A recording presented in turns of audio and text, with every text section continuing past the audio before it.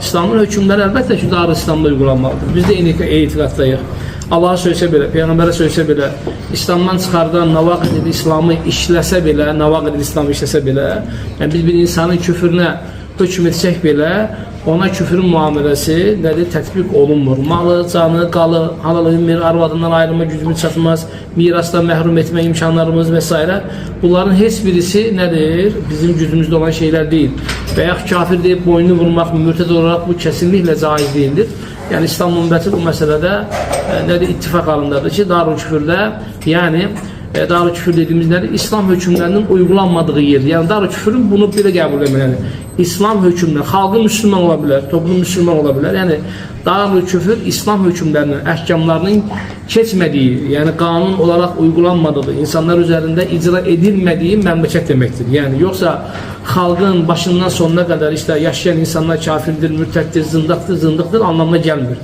Darül Küfr yəni İslam hökmlərinin tətbiq olunmadığı bir məmləkətdir. Biz də bu günləri, yəni bunu belə deyim ki, yəni uygulama imkanlarımız olmadığını və yaxud da ki, bunu uygulamaq üçün də 5-10 nəfəri bir araya gətirib İslam hökmlərini uygulayalım deməyə də nədir? Bizim yetkimiz çatmır yəni. Biz sadəcə nədir? İnsanlara etmiş olduğu əməlləri, yəni yalancıya yalancı, fasiqə fasik, zalimə zalim, zinakara zinakar, oğruya oğru, bu qədər, narkomana narkoman. Amma bunların hökmlərinin insanlar üzərində icrası bizim yetkimizə daxil deyildir.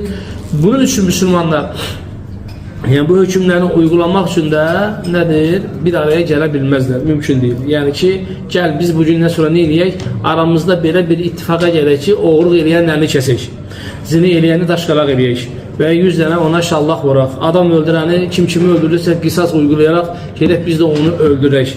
Və yaxud da ki, Allah və Rasuluna söydü, mürtəd oldu, gedək biz onu öldürək. Və yaxud da ki, namazı tərk elədi, mürtədli gedək onu biz öldürək. Yox, şəriət bu halda bizə nədir? Bu durumda, bu vəziyyətdə, bu məsələlərdə imkan vermir. Və bu hökmlərin biz nədir? Uygulanmasını sadəcə İslam dövləti tərəfindən, İslam qazisi tərəfindən, İslam hakimi tərəfindən nədir? Uygulanır. Bu, İslam alimləri arasında ittifaqla qəbul edilən bir məsələdir.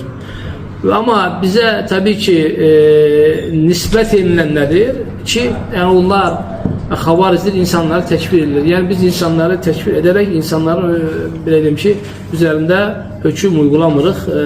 Sadəcə nədir? İnsanlar iftira açıb və müsəlmanlara nədir? Belə deyim ki, yanlış bizim haqqımızda bilgi verirlər və bu da təbii ki, onların nədir?